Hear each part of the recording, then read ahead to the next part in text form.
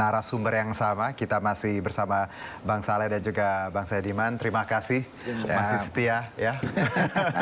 Hampir 1,5 jam kita berdiskusi, tadi ada rekan saya Syafa. Dan kalau kita lihat tadi paket menarik sekali. Ini jadi juga highlight banyak orang hari ini, Bang Saleh dan juga Bang Saediman.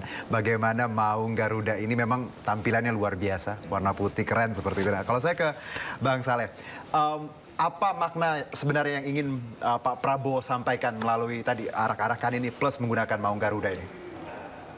Pak Prabowo itu kita kenal sebagai orang yang selalu terobsesi menunjukkan kepada dunia bahwa negara kita ini negara yang mampu mencapai apa yang dicapai oleh negara-negara lain. Saya kira dengan adanya Maung ini beliau ingin menunjukkan kepada dunia bahwa kita juga bisa.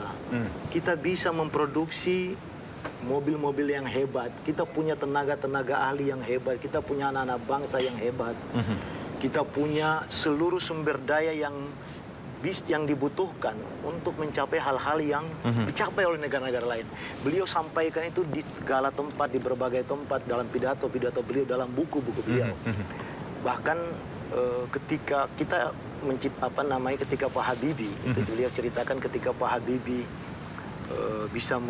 pada saat itu bisa membuat pesawat N250, itu beliau sempat nangis, meneteskan air mata saking bangganya sebagai anak bangsa gitu. Ketika bangsa lain masih bilang bahwa Indonesia itu produksi peniti saja belum bisa. Itu negara kita sudah bisa memproduksi pesawat, kita bisa menunjukkan kepada dunia bahwa ini Indonesia. Indonesia itu mampu berbuat apa yang Anda buat. Indonesia punya semua kemampuan lah. Tapi kembali lagi, kemampuan itu kan pasti dengan ketersediaan sumber daya manusia yang cukup. Untuk membangun sumber daya manusia yang cukup, itu harus punya pendidikan, lembaga-lembaga pendidikan yang mumpuni juga. Oleh karena itu dari situlah akan lahir sumber daya yang unggul itu. Nah, untuk bisa mendapatkan membangun lembaga-lembaga pendidikan, guru-guru yang baik, segala macam tenaga pengajar yang hebat, itu pasti semuanya membutuhkan biaya. Oleh karena itu biaya-biaya yang ada itu, kekayaan alam kita ini harus kita kelola dengan benar sehingga mimpi kita tentang Indonesia, apa yang ada hari ini, kita bisa wariskan pada generasi-generasi yang di masa yang akan datang. Dan yang menarik juga Bang Saleh dan juga Bang Saediman, yang saya baca bahwa Pak Prabowo juga bukan hanya tadi mengendarai ini untuk hari ini, tapi juga turut memberi arahan mengenai desain dan pengembangan Maung MV3 Garuda Limousine ini. Jadi beliau memang sekali lagi ini gestur yang memang kalau kita lihat bahwa ingin menunjukkan bahwa kita bisa berdikari, ya di atas kaki sendiri. Nah, kalau saya ke Bang Saediman, bahwa kita melihat bahwa ini luar biasa bagaimana hari ini tampilan, tapi di luar itu kan ada simbol yang tadi disebutkan Bang Saleh bahwa Pak Prabowo ingin menanamkan kemandirian di sini dan bahwa kita sebenarnya bisa dengan produk kita dan dengan teknologi kita. Anda sepakat dengan ini, Bang Saediman? Iya, saya kira itu salah satu karakter ya dari Pak Prabowo. Kalau kita bedakan misalnya dengan Pak Jokowi. Pak Jokowi waktu itu kan memakai kereta kencana gitu ya, menunjukkan ini sangat lokal gitu ya. Itu bedanya. Jadi Pak Jokowi memang waktu itu simbolnya adalah dia ingin terlihat seperti rakyat pada kebanyakan yang memang beliau berasal dari sana. Pak Jokowi ketika itu kan bukan elit manapun, dia bukan anak jenderal, bukan anak ketua partai dan seterusnya. Jadi dia benar-benar dari bawah dan itu disimbolkan ya dalam kemunculan Pak Jokowi. Sementara Pak Prabowo itu memang kalau kita lihat ada semangat, ya betul tadi yang dikatakan, ada semangat ingin menunjukkan bahwa bangsa ini sebagai bangsa yang besar. The greatness of the nation gitu kira-kira itu ya. Jadi selalu itu simbolnya sehingga memang cita-citanya sangat besar. Kalau kita lihat ya dalam program kerjanya kan sangat ambisius gitu. Pertumbuhan 8-9% dan seterusnya gitu ya. Ingin mencapai swasembada pangan dalam waktu yang sesingkat-singkatnya semacam itu. Jadi ada ambisi-ambisi besar untuk sebuah bangsa yang sangat besar gitu. Dan saya kira itu ditunjukkan dengan penampilan Pak Prabowo sekarang ini.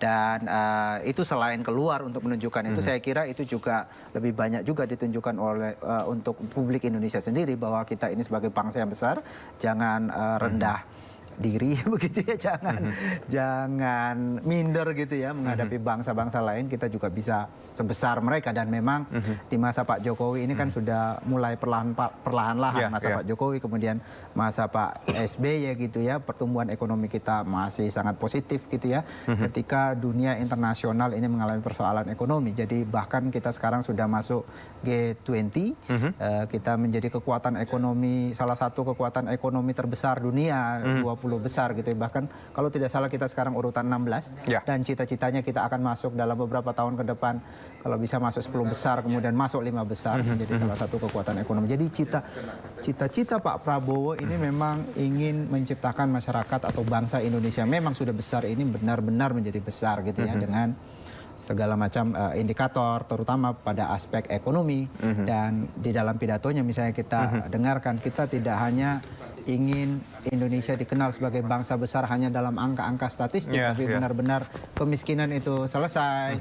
Tidak ada lagi, beliau mengatakan bahwa sekarang ini masih banyak orang miskin, masih ada orang umur 70 tahun, 70 tahun mengayuh becak dan seterusnya, dan itu menjadi perhatian Pak Prabowo Subianto.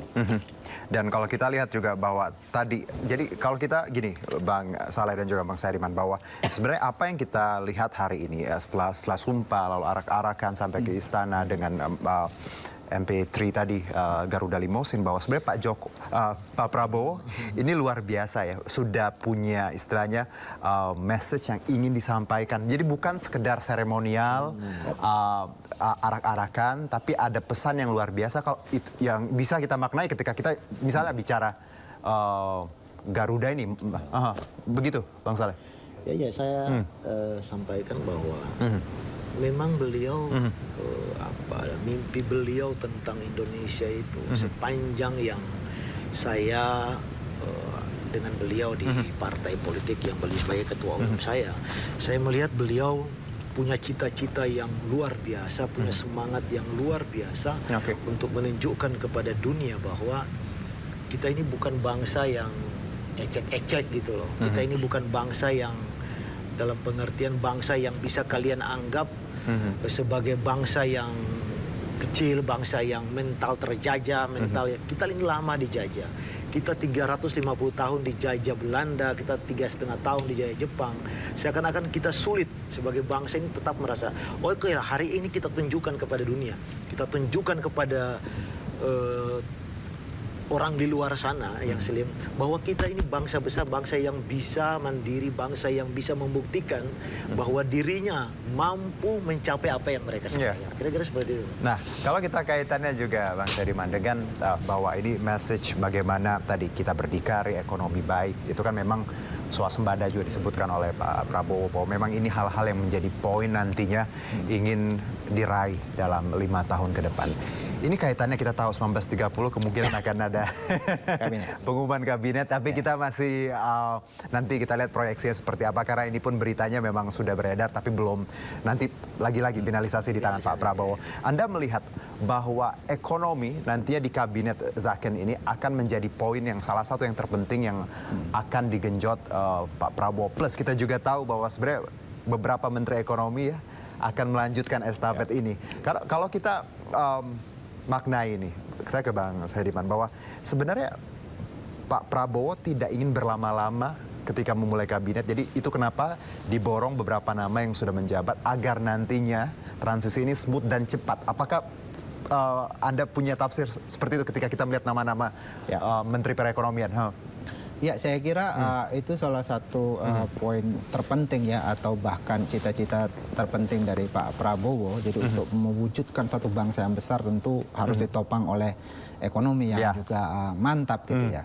Saya melihat sebenarnya saya ada sejumlah kritikan tentu saja untuk Pak Prabowo tadi ya, bahwa ada nuansa politik yang sangat kental ya di dalam pembentukan kabinet ini. Wakil-wakil partai, wakil-wakil entitas politik di luar partai itu kan sangat banyak gitu ya yang masuk, sehingga cita-cita Zaken kabinet itu memang bisa terkoreksi. Tetapi kalau khusus masalah ekonomi, saya kira kita melihat ada satu niat yang cukup baik dan komitmen yang cukup baik dari Pak Prabowo dengan kemudian menunjuk orang-orang terbaik sejauh ini. Katakanlah nama seperti Sri Mulyani yang sudah dipercaya di era Pak SBY bahkan kemudian melanjutkan ke era Pak Jokowi dan sekarang ke Pak Prabowo. Itu artinya bahwa dan Pak Bu Sri Mulyani kan tidak mewakili entitas partai manapun gitu ya, atau partai politik manapun. Baik. Itu artinya ada perhatian cukup serius pada persoalan Saya ekonomi. Diman dan juga Bang Saleh ini kebetulan sudah bergabung bersama kami.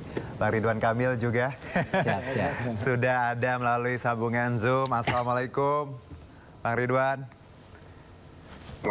Waalaikumsalam warahmatullahi wabarakatuh. Dengan kedengaran dengan Herjuno di studio. Bang, kita tahu hari ini luar biasa euforia, semangat, optimisme yang kita lihat bersama. Bagaimana masyarakat berkumpul, memberikan support, dan kita pun lagi-lagi persatuan ya, kita saling bersatu. Walaupun kemarin mungkin sempat berbeda, hari ini kita sama-sama melihat semangat itu luar biasa. Anda sebagai cagup dan juga politikus Golkar, bagaimana Anda melihat hari ini? Apa yang ingin Anda sampaikan khususnya untuk Pak Prabowo dan Gibran? Ya, terima kasih banyak. Saya dulu adalah Ketua Tim Kampanye Daerah Jawa Barat ya, untuk kemenangan Prabowo Gibran, mendeliver 16,6 juta suara, tertinggi se-Indonesia. Tentulah bahagia apa yang diperjuangkan sebagai tim kampanye daerah, kemudian Prabowo Gibran menang, sekarang dilantik.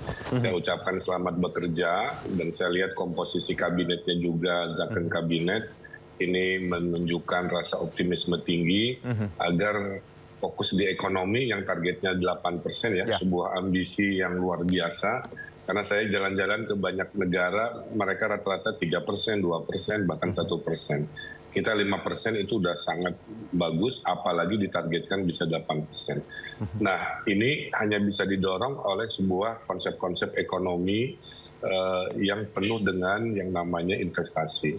Oleh karena itu, para pemerintah daerah seperti pernah saya lakukan atau nanti saya terpilih pun, itu harus rajin menguatkan konsep ekonomi 8% ini dengan safari investasi. Karena tanpa investasi tidak ada pekerjaan, tanpa pekerjaan kan tidak ada aktivitas ekonomi. Nah, yang kedua juga target-target seperti pidato Pak Prabowo yang mengingatkan bahwa pemimpin harus bekerja untuk rakyat bukan lainnya, saya kira itu adalah sebuah peringatan agar semua menteri, semua kepala daerah fokus pada permasalahan di daerah. Khusus di Jakarta, saya pernah disampaikan pesan oleh Pak Prabowo, yaitu untuk mengatasi kekumuhan. Ya. Apalagi beliau sangat peduli dengan social housing, ya, sehingga Kementerian Perumahan Rakyat kan dipisahkan. Kemudian juga ada target 1 juta rumah atau apartemen atau rusun di kota dan 3 juta rumah di pedesaan. Ini adalah target yang juga sangat ambisius, kita tahu.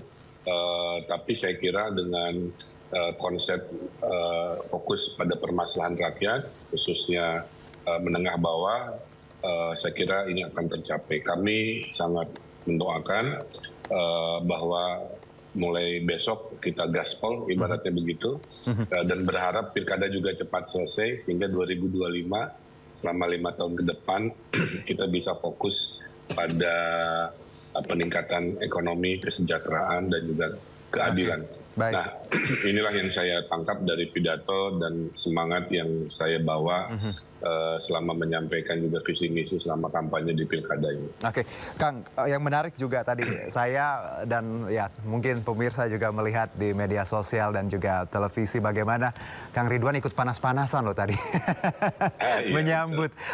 Apakah ini tadi sebagai bentuk rasa bangga Anda, sukacita? Karena kita tahu Jakarta luar biasa panas hari ini. Kang Ridwan bersama rakyat tadi saya lihat ikut rame-rame, gimana tuh Kang? 2 jam lebih menyapa dari Bundaran HI ya, sampai ke arah Monas. Memang rakyat antusias luar biasa ya.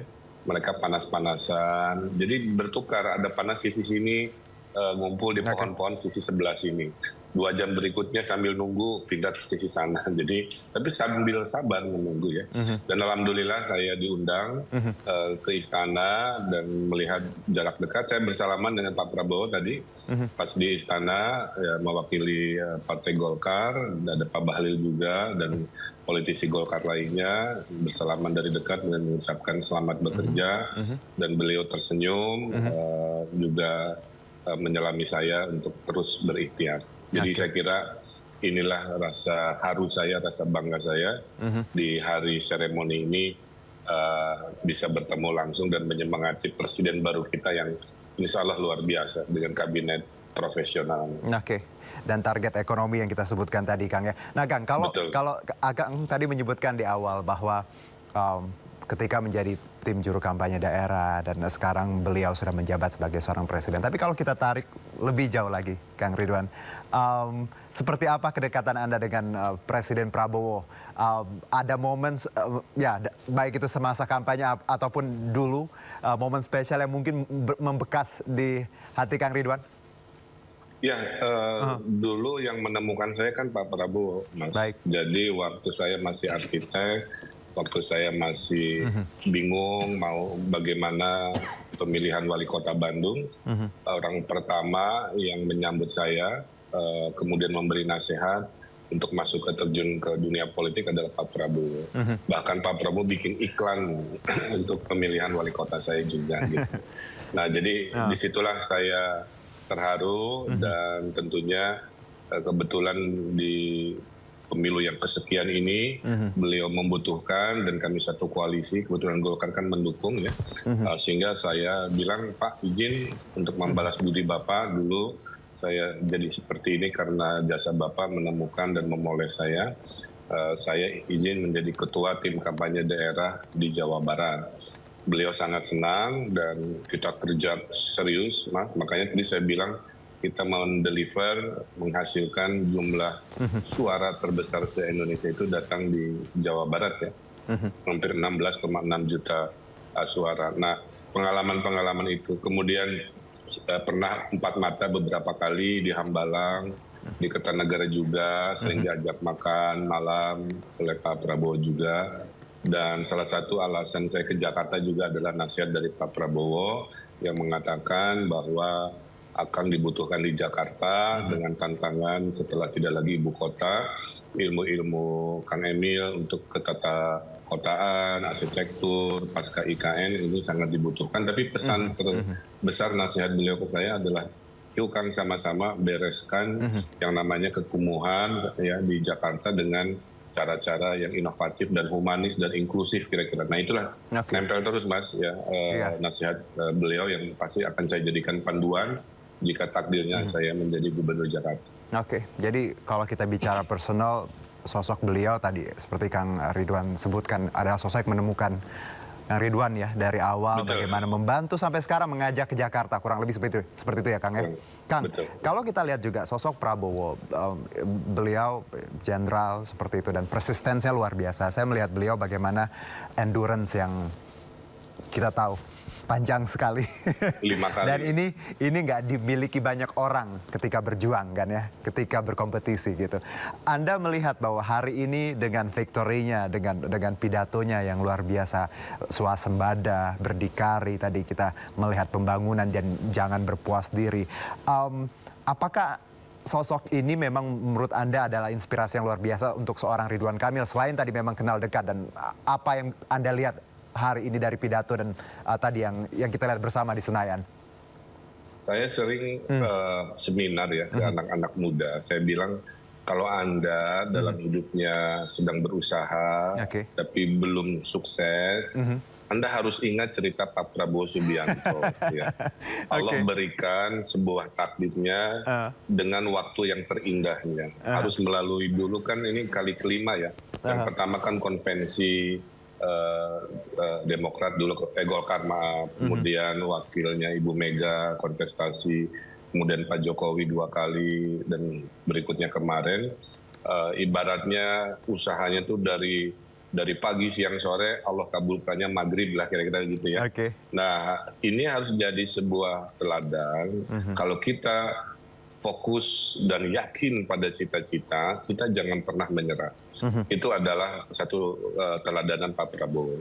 Yang kedua, beliau bertransformasi, sekarang sangat baik sekali dalam menjaga keberagaman, koalisi, sangat humanis gitu ya. Itu membuat rakyat suka, membuat rakyat respect kepada beliau. Saya yakin dengan koalisi yang baik dan signifikan ini, kemudian dengan kabinet yang memang besar, karena memang masalahnya juga besar, saya meyakini semua dimensi-dimensi pembangunan, Mas, itu pasti akan tersentuh lebih mendalam. Baik. Karena jumlah menterinya kan lebih banyak, jumlah wamennya lebih banyak. Bayangkan yang tadinya, maaf ya, biasa diurus oleh level dirjen, kira-kira gitu ya, yang harus ambil keputusannya nunggu menteri lagi, ini beberapa level dirjen menjadi level menteri kan, sehingga keputusannya jadi lebih cepat, kemudian pembangunan akan lebih maju, sehingga saya meyakini 5 tahun ke depan dengan manajemen seperti ini, Indonesia lebih melesat lah kira-kira. Nah, keteladanan manajemen seperti inilah yang kita optimis bahwa Indonesia akan lebih maju. Tapi jangan lupa kita ada 500-an kepala daerah, Mas. Ya. Nah, kepala daerah ini saya berharap di kepemimpinan Pak Prabowo itu lebih dirangkul, lebih diberikan kesempatan untuk berkomunikasi, karena ibaratnya itu kami kan di bawah ya, Mas, yang menyentuh langsung ke masyarakat, sementara kebijakannya ada di pusat. Nah, mudah-mudahan dengan pola manajemen lebih banyak berkomunikasi dengan pemimpin daerah seperti saya dulu dan insya Allah saya lagi, itu akan menghasilkan sebuah kekompakan tim yang luar biasa dari kabinet, dari kepala daerah yang sevisi dengan cita yang disampaikan, dengan ketegasan, dengan welas asihnya, humanisnya Pak Prabowo sekarang. Saya kira 99% itu moodnya optimis, kira-kira begitu. Ya, kita harus optimis, Kang, karena itu bekal utama kita ya. Walaupun tadi memang mungkin banyak noises di luar sana, lagi-lagi kita melihat ya itu hal yang biasa, demokrasi seperti itu. Betul. Ya, Kang, karena dalam demokrasi itu nggak mungkin, Mas. Tidak ada pemimpin yang 100% disukai semuanya, tidak ada pemimpin yang juga tidak disukai semuanya kan. Selalu ada suka tidak suka, yang penting kita yakin. Maaf ya, Mas, kadang-kadang tuh di negara kita tuh kalau ada program orang suka nyinyir dulu, suka skeptis dulu, suka pesimis. Pas udah beres baru tepuk tangan gitu. Jadi kadang-kadang saya sering mengalami seperti itu. Jadi pada Pak Presiden Prabowo lanjutkan, fokus. Insya Allah kemajuan-kemajuan dirasakan hadir pada saat nanti manfaatnya sudah mulai dirasakan. Oke, satu Kang, kita bicara tadi bahwa jelang tadi kabinet juga Anda menyebutkan bagaimana kabinetnya nanti akan lebih banyak lagi kementeriannya dan fokusnya juga akan lebih detail seperti itu. Kalau kita lihat nanti mungkin ya jelang 19.30 akan ada pengumuman, kita semua masih menunggu, tapi lagi-lagi itu hak prerogatif seorang Pak Presiden. Anda melihat dengan ada nama-nama menteri yang juga diambil dari pemerintahan Pak Jokowi, ini kan kalau kita lihat memang Pak Prabowo nampaknya sangat serius ingin segera startnya lebih kencang. Karena tadi beberapa nama ini erat kaitannya dengan ekonomi. Apakah Kang Ridwan juga melihat ini? Ya, saya masih ingat dulu semboyan dari Pak Prabowo kan melanjutkan yang sudah baik-baik dan menyempurnakan yang masih kurang, kira-kira begitu. Nah, pada saat memberlanjutkan kan saya lihat, saya lupa ya, mungkin 15-an menteri Pak Jokowi kan masih diajak lagi di kabinet berikut, sehingga kalau mengajak menteri yang sudah bekerja selama 5 tahun sebelum, kan nggak perlu adaptasi dulu, Mas. Mereka langsung gaspol kan, tinggal dikasih tahu arah pembangunan, gayanya seperti apa, konsepnya seperti apa. Nah, digabung dengan menteri-menteri baru. Memang pasti menteri-menteri baru kan butuh adaptasi ya. Tapi kombinasi yang masih beradaptasi dengan kombinasi yang sudah 5 tahun berpengalaman, apalagi saya dengar mudah-mudahan betul ya Ibu Sri Mulyani gabung lagi, sehingga fundamental ekonomi Indonesia terjaga. Kemudian orang-orang baru yang gesit, yang profesional, itu menambahi ibarat saya itu kecepatan mobilnya jadi berlipat-lipat. Nah, makanya saya bilang, saya juga sampling di mana-mana, ngobrol ke banyak pihak sampai ke level akar rumput. Semua optimis, Mas. Semua tuh yakin. Apalagi ada program makan gratis itu ya. Saya pernah ke Singapura, saya mohon izin, dipuji-puji, Mas, ya, oleh warga dan pemerintah Singapura dengan bahasa kurang lebih. Program Pak Prabowo itu bagus sekali, Pak Ridwan tolong sampaikan. Karena kalau Anda mau jadi negara besar, Anda harus investasi kepada generasi baru. Istilah mereka itu you have to invest in the next generation brain gitu. Karena buat apa nanti jumlah penduduk banyak tapi kalau tidak kompetitif, tidak produktif kan. Nah, jadi itu kira-kira apresiasi dari saya pribadi, bahkan dari luar negeri yang saya dengar. Iya, Kang Ridwan, ini juga saya, Herjuno di studio masih bersama Bang Saleh Ramli dari Gerindra dan juga Bang Saidiman Ahmad, pengamat politik. Tadi kita menyimak semua komentar Kang Ridwan dan juga bagaimana kedekatan Kang Ridwan dengan Presiden Prabowo. Saya mungkin ke Bang Saleh dulu. Bang Saleh, kita lihat bagaimana tadi Kang RK juga luar biasa panas-panasan juga dan optimis bahwa sebenarnya ini kunci pertama kita tuh adalah bagaimana kita percaya dulu. Ya, kita beri kesempatan. Kita jangan apa-apa suuzon seperti itulah ya. Dan Kang RK juga melihat bagaimana seorang Prabowo dengan ketegasannya luar biasa dan komitmennya untuk membangun bangsa luar biasa. Anda punya tanggapan tadi? Saya kira apa yang disampaikan oleh Kang Emil ini satu hal yang positif, baik untuk menjadi sebuah potret bagi kita sebagai anak bangsa bahwa beliau sebagai orang yang pernah jadi gubernur di Jawa Barat dan beliau juga sebagai orang yang sangat dekat dengan Pak Prabowo.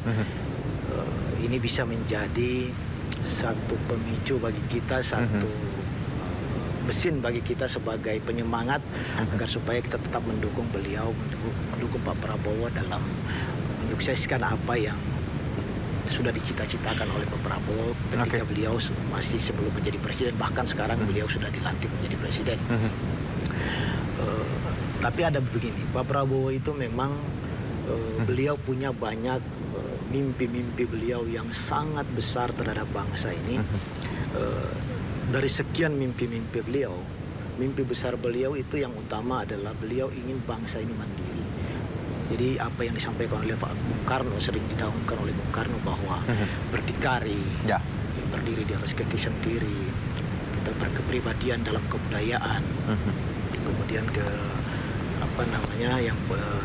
kita dalam politik kita berdiri sendiri, itu artinya memang beliau selalu mengagungkan itu. Beliau tidak pernah ingin melihat bangsanya itu menjadi bangsa yang dihina atau diremehkan, direndahkan oleh pihak lain.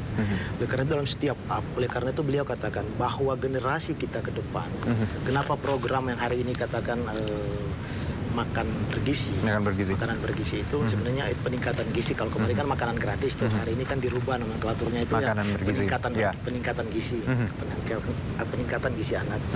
Itu beliau ingin melihat bahwa anak-anak muda, generasi ke depan itu harus generasi yang sehat, generasi yang mentalnya sehat, badannya harus sehat, otaknya harus sehat, sehingga dia bisa menjadi generasi yang produktif untuk bisa mencapai mimpi-mimpi Indonesia merdeka gitu. Selama ini kan kita melihat ada banyak generasi muda, masih banyak kita lihat anak-anak kita di desa-desa, di kampung-kampung, kalau kita ke daerah, generasi bangsa ini. Bahkan mohon maaf ya, di kampung saya di Sulawesi itu masih banyak anak-anak yang sekolah saja, itu pergi ke sekolah itu masih belum memakai alat sekolah yang cukup. Masih banyak anak sekolah yang mungkin mereka pergi ke sekolahnya lapar. Masih banyak anak sekolah yang tidak bisa memenuhi minimal standar minimal untuk mereka bisa exit gitu loh. Itu poin yang ya sama. Semuanya kita lihat bagaimana tadi bicara berdikari dan tentunya mandiri. Kalau saya ke Bang Saidiman, kalau kita lihat tadi Kang Emil ya, Kang Ridwan Kamil juga melihat bahwa beliau adalah sosok yang berjasa luar biasa untuk karir beliau, dan kita lihat bahwa memang tidak hanya Kang RK sebenarnya, nama-nama besar lainnya juga kadang ditemukan oleh seorang Prabowo. Bagaimana Anda melihat bahwa Prabowo memang dulu disebut kingmaker dan sekarang sudah jadi king beneran. Gimana? Ya saya kira saya sangat setuju itu ada sejumlah tokoh besar ya di Indonesia yang ditemukan oleh Pak Prabowo. Mungkin secara langsung atau tidak langsung Kang Emil tadi sudah menyatakan itu. Kemudian dulu Ahok juga ya cukup berjasa di Jakarta. Kemudian Pak Jokowi sendiri juga ada prakarsa Pak Prabowo di sana yang kemudian membawa Jokowi ke Jakarta ya, saya kira itu sangat betul. Tapi saya juga ingin mengucapkan terima kasih ke Kang Emil tadi menjelaskan dengan sangat baik sehingga sangat gampang dipahami soal apa yang sekarang dilakukan oleh Pak Prabowo dengan kabinet yang kemungkinan gemoy itu sangat besar. Tapi tadi Kang Emil menjelaskan dengan sangat baik kalau saya kira itu sangat masuk akal bahwa kalau sebelumnya satu orang itu menangani beberapa sektor gitu ya, tapi dengan dibagi-bagi ini kemudian mungkin bisa akan lebih cepat. Kemudian juga ada isu soal tadi banyaknya para pembantu Pak Jokowi sebelumnya yang kemudian sekarang masuk ke dalam kabinet Pak Prabowo itu juga dijelaskan dengan sangat baik ini dalam rangka untuk percepatan ya pembangunan yang memang kita tahu bahwa Pak Prabowo ini kan target-targetnya sangat ambisius tadi, target pertumbuhan ekonomi tadi Pak Kang Ridwan Kamil menyebut pembangunan perumahan yang sangat masif juga dan seterusnya banyak sekali program dari Pak Prabowo yang harus diselesaikan dengan cepat, targetnya sangat besar. Tetapi pada saat yang sama juga saya kira Pak Prabowo juga walaupun punya target-target yang sangat baik, yang sangat besar itu juga tetap harus membuka kemungkinan untuk dikritik untuk kemudian mendapatkan masukan dari pihak. Baik, saya langsung kembali ke Kang Ridwan Kamil. Kang, ya kalau kita bicara program nih, Kang Emil, apa saja program Pak Prabowo yang mungkin sejalan dengan Anda terkait DKI? Oh, iya. Yang paling utama tuh selalu nempel ya, ini malah ya terngiang-ngiang terus. Kang Emil, masa Jakarta kota global kekumuhan masih banyak. Pokoknya kalau Anda nanti jadi gubernur, tolong bereskan. Ya, kita sama-sama bekerja, nanti dukungan dari pemerintah pusat. Nah, coba. Itu kalimat kan sangat powerful ya, bahwa orang miskin masih banyak, miskin terekspresikan dalam pendapatan, dalam kualitas rumahnya, dalam kualitas lingkungannya. Makanya saya bersemangat, Mas, dengan ada Kementerian Perumahan Rakyat yang dipisahkan, yang kira-kira begitu ya. Saya jamin itu kerja jauh lebih cepat. Jadi saya bisa komitmenkan seperti itu. Kemudian makan bergizi juga nanti pemerintah daerah saya lihat semangat-semangat. Kepala daerah itu luar biasa, saya dengar kemana-mana. Nanti ada anggaran APBD juga mungkin menyertai ya untuk segmen-segmen tertentu menambahi anggaran dari APBN. Nah yang paling relevan dan paling besar itu adalah Giant Sea Wall kalau di Jakarta. Beliau menyampaikan bahwa iklim krisis global ini membuat air laut di utara Sumatera, Jawa itu kan naik. Sehingga banyak nanti dalam waktu 50-70 tahun kota-kota pesisir bisa tenggelam. Nah saatnya Pak Prabowo bilang kita membuat sebuah inovasi engineering. Nah ini yang bahasanya begini, dari Jakarta Kang nanti sampai Surabaya, kira-kira begitu. Terus bahasanya kalau Akang nanti terpilih, Akang bantu ya pimpin para gubernur sepulau Jawa untuk mensukseskan program saya yang namanya Giant Sea Wall untuk mengatasi krisis banjir dan naiknya air laut di utara. Itu kira-kira relevansi-relevansi yang bisa saya sampaikan. Terus terang saya sangat optimis dengan banyaknya menteri seperti saya sampaikan tadi, karena akan banyak fokus kecepatan keputusan decision making proses pasti lebih cepat, Mas. Saya Kang Ridwan. Iya, tadi Giant Sea Wall menarik bagaimana harapan Pak Prabowo. Tapi yang saya pernah baca juga Kang bahwa terkait sekolah gratis ya, kelanjutan KJP Plus dan juga makan bergizi ini juga jadi cita-cita Anda dan juga linear dengan program Pak Prabowo ya, Kang? Iya, sekarang gini Mas, IQ rata-rata orang Indonesia kan ranking 10 dari 11 negara di ASEAN, betul? Jadi pendidikan itu harus direformasi betul-betul. Bagaimana 2045 itu jangan hanya slogan, ya 2045 itu hanya Indonesia yang penduduknya 70% anak muda, bayangkan.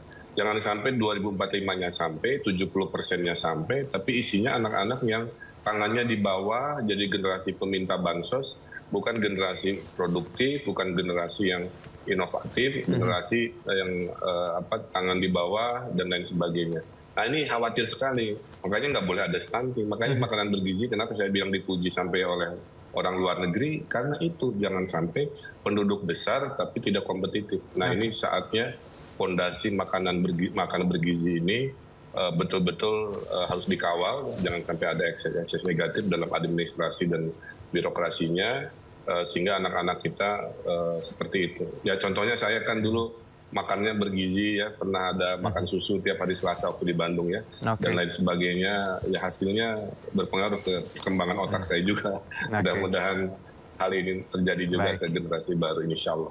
Oke, jadi tadi kalau kita bicara KJP Plus, program makan bergizi, sekolah gratis, dan nutrisi tadi ya, Kang. Berarti ini semua sejalan dengan program yang ingin dicapai Presiden kita, Pak Prabowo. Ya, Kang. Fokus pada SDM, betul. Udah paling benar, fokus pada SDM. Tapi jangan menganggap kita startnya sama. Ini kadang-kadang, mohon maaf ya, kadang-kadang kebijakan-kebijakan melihat startnya sama. Orang miskin, fakir miskin startnya nggak sama, dia tertinggal beberapa langkah. Nah dengan makan bergizi ini minimal kita titik start berangkatnya generasi baru ini dipersamakan. Saya kira ini luar biasa mulia. Ya, baik Bang Saleh. Bang, ini kan menarik banyak nama yang familiar seperti itu. Dan memang semangatnya Pak Prabowo Zahken ya, profesional seperti orang-orang yang diisi profesional. Termasuk tadi ada Taufik Hidayat, seorang atlet nasional olimpian seperti itu. Anda melihat tokoh seperti Taufik Hidayat dan nantinya kemungkinan akan berada di kabinet, seperti apa? Saya kira ini bagian dari hal yang positif, kolaborasi antara tua dan muda, kolaborasi antara kaum profesional dan kaum para politisi, kolaborasi antara orang-orang yang punya pengalaman panjang di birokrasi dan orang-orang yang punya pengalaman panjang di politisi. Apa yang disampaikan tadi oleh Bang Saidiman bahwa kenapa hari ini kita lihat bahwa Pak Prabowo mengambil beberapa menteri, bahkan mungkin sekitar 16-an menteri dari menteri Pak Jokowi hari ini. Itu bukan berarti Pak Prabowo tidak independen dalam memilih calon-calon menterinya. Tapi yang pasti beliau adalah menteri di zaman Pak Jokowi.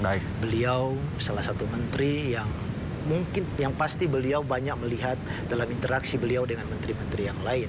Beliau pasti melihat siapa menteri-menteri yang cocok, yang pas untuk mendampingi beliau ketika beliau diamanahi kekuasaan. Bang Saleh, mohon maaf, kita potong dulu karena ini sangat dinamis. Kang Ridwan juga kita lihat dulu bagaimana visual terkini dari istana karena banyak sekali nama-nama besar tokoh-tokoh nasional yang nampaknya sudah mulai memasuki kawasan istana. Oke, baik, kita kembali berdiskusi dengan Kang Ridwan dan juga Bang Saleh dan Bang Saidiman. Saya ke Kang Ridwan dulu. Kang, kalau kita lihat tadi bagaimana kedatangan menteri-menteri dan juga Anda juga punya kedekatan yang luar biasa dengan Pak Prabowo. Saya mungkin masih bicara mengenai linear program Pak Prabowo dengan cita-cita Anda. Kalau kita tahu yang program dana RW 200 juta itu per tahun, ini kan lumayan viral nih, Kang. Apakah ini memang juga sesuai dengan cita-cita Pak Prabowo, Kang? Ya, yang pertama kita itu harus percaya ke warga. Warga tuh pinter-pinter loh. Ya. Jangan menganggap yang pinter tuh pemerintah gitu ya. Warga tuh pinter-pinter asal diberi kepercayaan, asal diberi panduan. Jadi saya sudah melihat Jakarta itu nggak bisa diurus semuanya terpusat dari balai kota. Oleh karena itu kita melakukan namanya demokratisasi, desentralisasi, memberikan anggaran ke level RW yang dikelola oleh kelurahan. Ini konsep mikro ya. Tapi intinya sama. Ketika kita pemerintah daerah diberi keluangan untuk otonomi daerah, melakukan inovasi-inovasi, apa yang terjadi Mas, perlombaan inovasi di 500 kota kabupaten kan. Bayangkan konsep yang sama terjadi di level kota lah, kira-kira kayak begitu. Nah sehingga bayangkan ada 2.700 RW rapat merumuskan perdebatan dan akhirnya membuat perubahan signifikan dikali 5 tahun. Nah saya kira konsep desentralisasi ini sejalan dengan konsep desentralisasi yang dilakukan oleh pemerintah pusat agar kita program bisa sinergi dan cepat. Saya meyakini desentralisasi dengan kepemimpinan demokrasi terpimpin ya yang diberi panduan itu akan membuat negara ini jauh lebih melompat karena keputusannya bisa jadi lebih cepat. Kalau keputusan selalu terpusat biasanya ada prosedur yang melambatkan proses-prosesnya. Dan saya lihat tadi semuanya itu sahabat-sahabat semua, ada Pak Gus Gumiwang saya lihat, ada mantan Sekjen Golkar juga Pak Ludwig, ada Giring, ada Taufik Hidayat, ada guru saya Pak Tito. Feeling saya sih Menteri Dalam Negeri ya kayaknya, karena memang prestasinya luar biasa. Oke. Kalau tebak-tebak buah manggis kayaknya. Beliau Menteri Itu Dalam tebakannya Kang Negeri. Ridwan ya? Iya, wakilnya Pak Bima Arya, sahabat Oke. saya, Ketua Apeksi. Hebat-hebat. Oke, itu pun juga tebak-tebakan kita di sini, Kang. Sebenarnya tadi ketika kita dengar tadi pernyataan dari masing-masing tokoh. Satu, Kang Ridwan, saya dengar memang Kang Ridwan setelah ini ada agenda satu saja mungkin sebelum kita tutup. Tadi Anda menyebutkan banyak hal terkait pembangunan Jakarta dan cita-cita Pak Prabowo yang memang secara desentralisasi itu juga harus linear dengan pusat. Yang menarik juga yang saya baca bagaimana pasar sembako murah ini untuk emak-emak ini juga pastinya akan membahagiakan warga Jakarta karena kita tahu ini salah satu poin yang kalau kita bicara perut ya, sembako murah itu hal yang sangat membahagiakan tentunya untuk warga Jakarta. Ya, jadi sembako murah. Saya izin batuk sebentar ya. Monggo, Kang. Silakan. Dan Manusiawi, mohon maaf ini. Ini Iya, kan biasa, bagian Kang. dari polusi Jakarta yang harus saya beresin juga. Siap, Kang. Jadi daya beli lagi turun, Mas. Ya, daya beli lagi turun ya oleh sebuah faktor makroekonomi. Ada isu juga judi online. Jadi ada analisa betapa uang kelas menengah ini yang tadinya harusnya jadi beras, jadi kain, jadi baju, jadi wisata, tiba-tiba lari ke judi online. Ya, ini juga bagian edukasi yang harus kita clearkan. Bagaimana sisi gelap digital ini harus kita bereskan. Nah, keterjangkauan dan turunnya daya beli ini menjadi vital. Oleh karena itu negara harus turun. Dalam konsep mikro di level kepala daerah, kuncinya adalah kita bikin pasar murah, konsepnya sebulan sekali, sehingga warga tidak usah selalu didikte oleh harga-harga pasar. Dan kita sudah siapkan APBD, di mana harga kalau terlalu tinggi, nah inflasi bisa naik, kita intervensi, Mas. Ya, jadi harga di emak-emak itu tetap stabil, biarkan negara yang mengkompensasi fluktuasi harga pasar dengan harga jual. Nah, mudah-mudahan ada Badan Pangan, ada Kementerian Perdagangan dan lain sebagainya yang sudah bekerja dengan baik. Harapan saya selama 5 tahun zaman Pak Prabowo Mas Gibran ini, harga bahan pokok selalu terjaga, terjangkau, sehingga kita fokus pada peningkatan SDM dan inovasi-inovasi untuk bersaing menuju Indonesia emas yang dicita-citakan. Oke, Kang, satu mungkin singkat saja. Kita tahu Jakarta nanti akan menjadi kota global dan tidak menjadi ibu kota lagi. Apa harapan Anda khususnya untuk warga Jakarta? Dan hari ini Anda juga bertemu lagi-lagi dengan warga Jakarta di Bundaran HI hingga Istana. Apa yang Anda sampaikan, Kang Ridwan? Silakan closing statement. Pertama, karena saya kurator IKN juga ya, saya paham menjadi ibu kota itu butuh minimal 25 tahun. Jadi selama maaf ya 5, 10, 15 tahun, pusat segalanya tetap Jakarta. Ya. Oleh karena itu warga Jakarta tetaplah bersemangat, tetaplah mencari kemajuan, kesejahteraan. Insya Allah pemerintah Jakarta akan dibersamai oleh pemerintah pusat. Bayangkan kalau Gubernur Jakarta satu frekuensi dengan Presiden Prabowo kan, sehingga bantuan dana transfer pusat ke daerah itu bisa lebih mudah kalau hubungan presiden dengan gubernur itu baik. Ini pengalaman saya ya. Sehingga siapa yang diuntungkan kalau presiden dan gubernurnya satu frekuensi tentunya adalah warga Jakarta. Jadi mari bersemangat, insya Allah Jakarta akan jauh lebih baik dalam 5 tahun ke depan bersama Presiden Prabowo dan Mas Gibran. Itu yang harus kita garis bawahi bersama. Mari bersemangat ya, Kang ya. Kang Ridwan, terima kasih banyak untuk perbincangan singkatnya, luar biasa. Semoga niat baik sebuah untuk Jakarta, untuk Indonesia diijabah. Terima kasih, Kang. Hatur nuhun. Baik, tadi kita sudah berbincang dengan Kang Ridwan Kamil dan juga tadi beberapa tokoh sudah ada di istana ya, ada Menpora ya, Dito Aritejo. Kalau saya ke Bang Saidiman, ini menteri-menteri Pak Jokowi sudah hadir tadi, Pak Erlangga, Pak Tito juga, dan kemungkinan ya akan menjabat karena memang setelah gala dinner akan diumumkan seperti itu. Anda melihat posisi-posisi mereka, apakah memang nanti akan ada di tempat yang sama atau bisa saja di switch ya, dirubah? Kalau dari analisa, Bang Saidiman.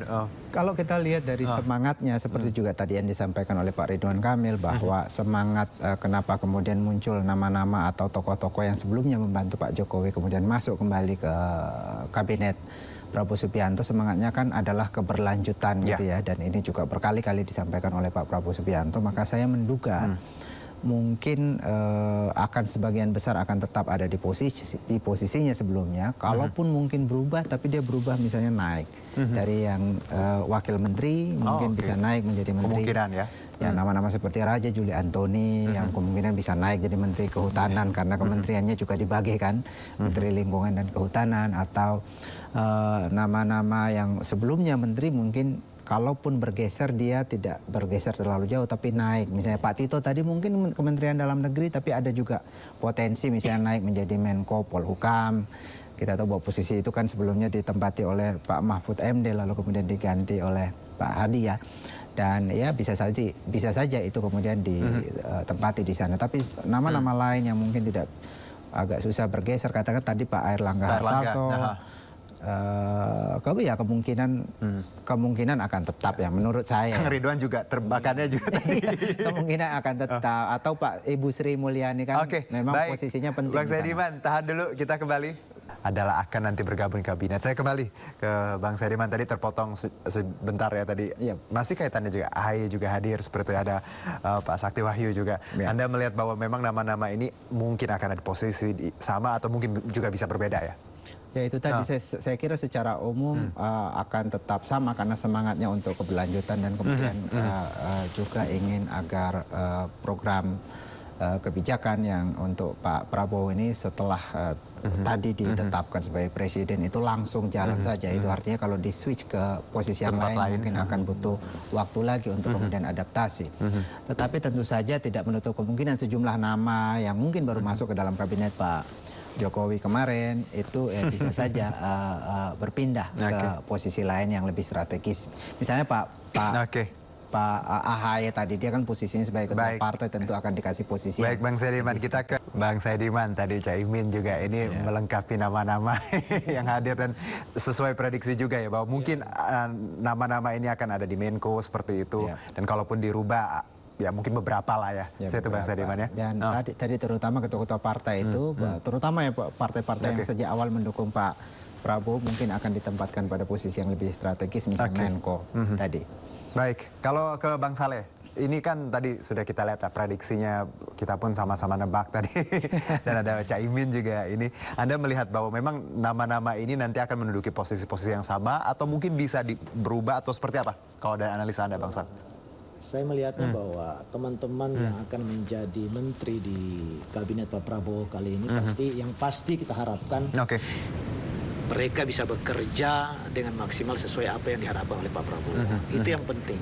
Karena siapapun mereka pasti itu adalah orang-orang yang terbaik, orang-orang terpilih yang dalam pikiran Pak Prabowo mampu menerjemahkan seluruh visi-visi besar beliau, misi besar beliau yang apa yang telah beliau sampaikan pada kampanye-kampanye beliau, apa yang disampaikan lewat mimpi-mimpi beliau, apa yang dia cita-citakan. Oleh karena itu saya kira kalau soal posisi memang pasti ada menteri-menteri yang mungkin bergeser posisi atau dia tetap pada posisi beliau yang kemarin, atau dia meningkat dari tadinya menteri yang teknis kemudian menjadi Menko. Itu saya kira pasti akan terjadi dari beberapa pos yang kami dengar informasinya bahwa memang akan ada beberapa pergeseran. Apalagi hari ini kan nomenklatur dari kabinet itu kan ada perubahan-perubahan. Ada kali tadinya ada satu kementerian dibagi menjadi 3 kementerian. Kemudian ada yang satu jadi 3 kementerian. Pasti posisi itu pasti akan berubah. Kita akan lihat nanti siapa. Sangat dinamis. Tapi yang menarik tadi Bang Saleh bahwa sebenarnya semangat tadi kita Zaken, dan walaupun ada unsur partai tapi profesionalisme tetap dijunjung, dan ini tidak mengurangi semangat Zaken tadi ya Bang Saleh. Nah mungkin satu nih Bang Saleh, terakhir sebelum kita tutup diskusi ini, dari jam 6 tadi sudah ngobrol, sekarang kalau kita lihat visual terkini memang gala dinner nampaknya baru saja dimulai ya, dengan tamu-tamu negara dan juga ada tarian Bali saat ini. Meriah sekali nampaknya, dan kabarnya juga setelah gala dinner ini nanti langsung akan diumumkan komposisi kabinet seperti apa. Tapi nanti kita lagi kita tunggu. Saya masih ke Bang Saleh. Bang Saleh, dari semua yang kita perbincangkan hari ini, bahwa kita melihat menganalisa sosok Prabowo, gestur-gestur selama pelantikan, arak-arakan hingga malam ini dan kabinet.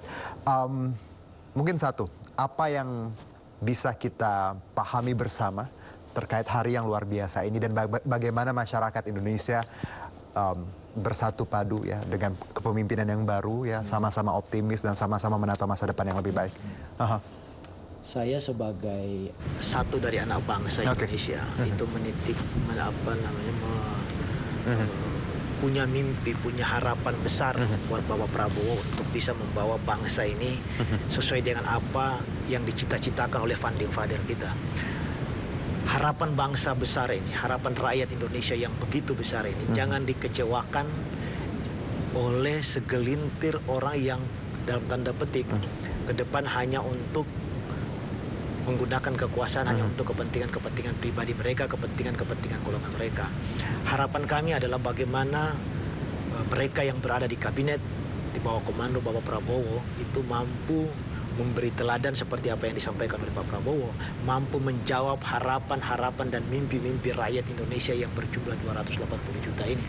Jangan sampai mereka diberikan kepercayaan oleh negara, diberikan kepercayaan oleh Prabowo, diberikan kepercayaan oleh bangsa ini, justru mereka mengecewakan rakyat Indonesia yang mereka pimpin. Kira-kira seperti itu. Oke, kalau saya ke Bang Saidiman sama dari semua yang kita bahas hari ini, apa yang bisa kita pahami bersama terkait cita-cita Pak Prabowo dan hal-hal yang kita lihat tadi, optimisme yang harusnya dibangun di masyarakat?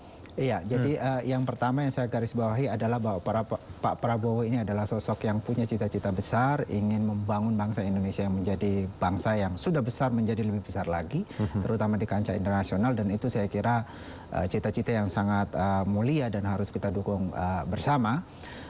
Kemudian Pak Prabowo tadi untuk mencapai cita-cita itu juga sudah menetapkannya sejumlah program-program prioritas yang saya kira sangat baik. Cuman ada satu catatan saya kira yang perlu diperhatikan adalah bahwa pembangunan satu bangsa yang besar itu tentu saja butuh keterlibatan negara ya dengan sangat aktif, tetapi juga perlu dukungan dari publik secara keseluruhan gitu. Negara tidak mungkin melaksanakannya sendiri, apalagi pemerintah tidak mungkin melaksanakannya sendiri. Harus ada keterlibatan aktif dari publik juga, karena itu ruang-ruang kreativitas, ruang inovasi itu harus selalu dibuka. Rakyat ini tidak bisa hanya karena cita-cita atau narasi pembangunan besar dari negara, kemudian publik itu dibatasi misalnya kebebasannya untuk berkreativitas. Saya kira itu poin yang harus diperhatikan pemerintah ke depan, dan itu akan bisa sangat mendukung cita-cita Indonesia Emas atau Indonesia Maju 2040. Tadi menarik Bang Saidiman, partisipasi publik ini penting sekali ya. Kita sebagai anak bangsa kan kontestasi sudah selesai ya, demokrasi sudah kita lakukan, ini saatnya kita bersatu ya. Perbedaan biasa sekali. Saya pun kadang di rumah juga beda-beda pandangan politik ya. Tapi namanya saudara mau gimana ya orang rumah. Jadi jangan hal-hal seperti itu menghalangi kita untuk bekerja sama, membangun bangsa, dan ini message ya, pesan yang ingin kita sampaikan untuk siapapun yang menyaksikan hari ini. Bagaimana pemerintahan yang baru harus kita dukung, dan tentunya kalau ada yang kurang baik atau kurang serap boleh dikritik ya dengan koridor-koridor yang baik tentunya. Terima kasih sekali lagi Bang Saidiman, Bang Saleh. Ini breaking news kami masih berlanjut sampai nanti malam. Tapi saya terima kasih sekali untuk berbincang dari jam 6 tadi bersama rekan saya Safati. Sehat-sehat, insya Allah kita ketemu lagi. Wassalamualaikum. Baik.